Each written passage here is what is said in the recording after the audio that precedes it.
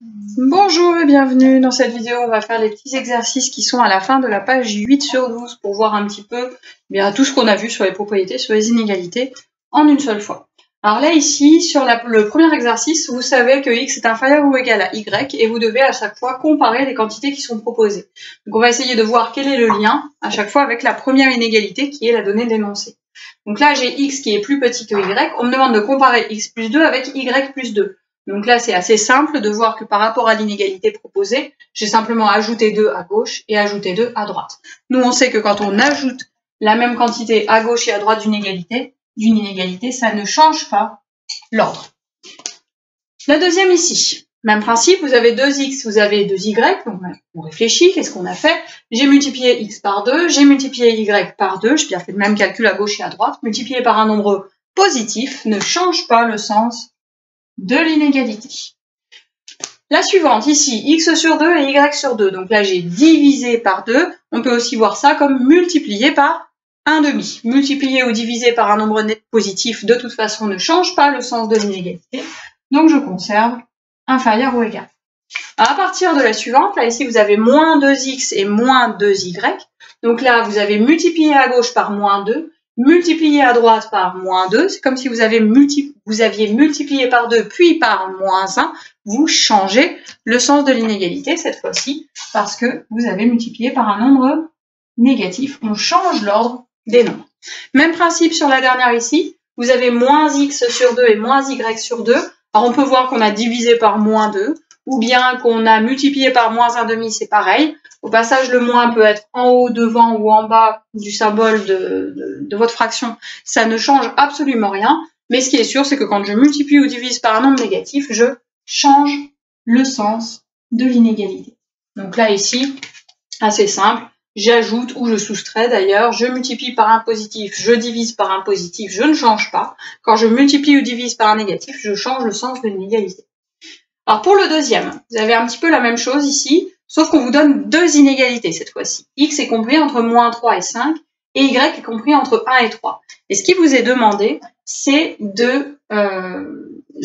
d'encadrer X plus Y. Donc là, ce que vous pouvez imaginer, c'est que vous avez donc une somme des deux. Donc là, je vais ajouter les deux. Si je les mets comme ça en colonne, en plus, je vois bien que je peux les ajouter. Qu'est-ce que j'en conclus? Je vais faire moins 3 plus 1, qui reste inférieur à x plus y, qui reste inférieur à 5 plus 3. Donc là, ici, j'ajoute simplement, il n'y a pas de piège, il n'y a rien du tout, j'ajoute mes deux inégalités. Moins 3 plus 1, ça va donc me faire moins 2, reste inférieur ou égal à x plus y que j'ai au centre, qui reste inférieur ou égal à 5 plus 3 qui font 8. Voilà, donc la quantité minimale, si j'ajoute au minimum moins 3 et 1, ça me fait au minimum moins 2. Au maximum 5 et 3, ça me fera au maximum 8. Voilà. Alors, pour la troisième, on va essayer de mélanger un petit peu tout ça. Donc là, vous avez x qui est compris entre moins 3 et 5, y qui est compris entre 2 et 5. Donc à nouveau, deux inégalités que je peux ajouter. C'est pas la question. Là, la première chose qu'on me demande, c'est d'encadrer 3x plus 2y. Donc là, ici, il faut bien faire attention aux priorités de calcul.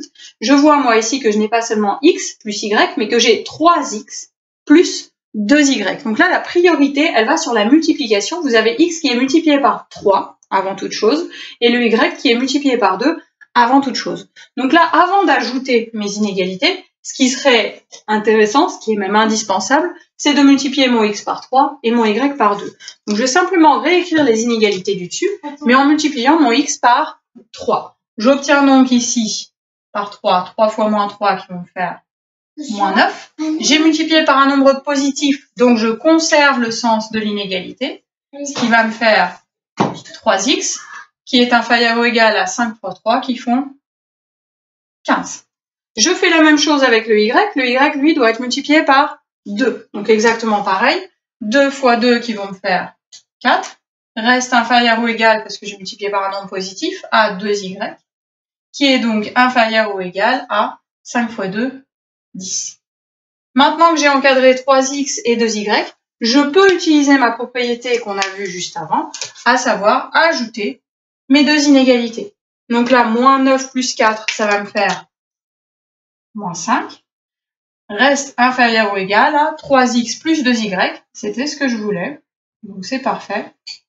hop, qui reste inférieur ou égal, et 15 plus 10 qui me font 25. Et donc là, j'ai réussi à encadrer 3x plus 2y. Donc on fait simplement bien attention aux priorités de calcul, d'abord la multiplication et ensuite seulement l'addition. Alors celle-ci, elle est assez simple. J'ai y qui est compris entre 2 et 5. Donc là, c'est une des premières qu'on a vues. Quand je prends l'opposé, ben simplement je fais moins 2, ensuite moins y et là, moins 5. Mais vu que j'ai multiplié par un nombre négatif, je n'oublie pas de changer le sens de l'inégalité. Vu que j'ai changé le sens de l'inégalité ici et que c'est plus par ordre croissant, je vais me permettre de rajouter une ligne de plus pour remettre dans l'ordre croissant. Ça fait donc moins 5 qui est plus petit que moins y, qui est lui-même plus petit que moins 2. Et là, donc, vous avez votre inégalité, votre encadrement de moins y. Alors, pour la dernière ici, voyez, on tombe dans le piège dans lequel on avait parlé, on a une soustraction. Donc là, on va éviter de parler de soustraction, on va vraiment dire qu'on a une addition, mais j'ajoute un opposé. Donc là, ici, x moins y, je peux écrire ça sous la forme x plus moins y. Et là, ici, avec une addition, je sais que j'ai le droit d'ajouter des inégalités, donc je vais pouvoir le faire. Si je considère ça comme une soustraction, je ne peux rien faire. Donc là, bah, ça tombe bien, parce que l'encadrement de x, je l'ai déjà, et l'encadrement de moins y, bah, je viens juste de le faire. Donc je n'ai plus qu'à ajouter mes deux inégalités. Je vais les réécrire rapidement pour qu'on sache bien ce qu'on doit faire.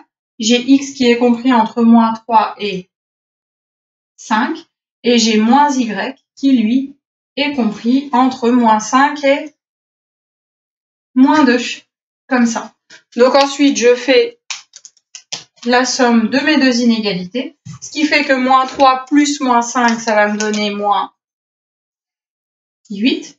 Reste inférieur ou égal à x plus moins y, bah ça me fait x moins y, est inférieur ou égal à 5 plus moins 2 qui vont me faire 3. Donc là, mon x moins y à la fin est compris entre moins 8 et 3. Mais j'ai bien ajouté des inégalités et pas fait une soustraction d'inégalités. Donc avec ça, vous avez tous les calculs à savoir faire sur les inégalités. On va pouvoir faire pas mal de choses assez facilement à partir de là.